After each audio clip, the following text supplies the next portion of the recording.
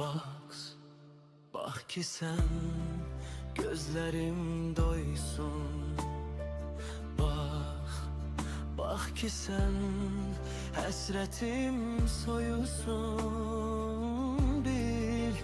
Bil ki sen bu canın derdi, gözlerin hasretin yarıda koysun.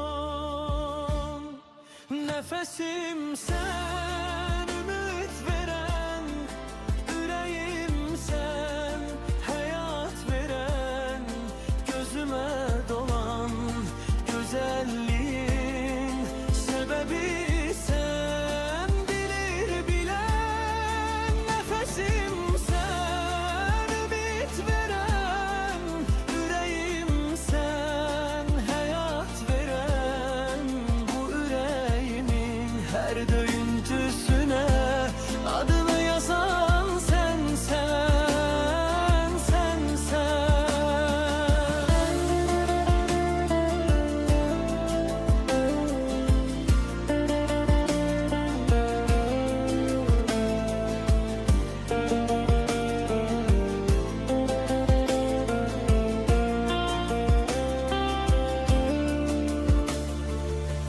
Senin şirinliğin ne kadar çoksa, acılık kataram ben doymamak için.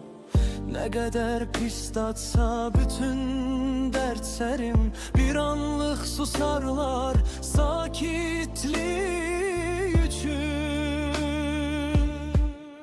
Nefesim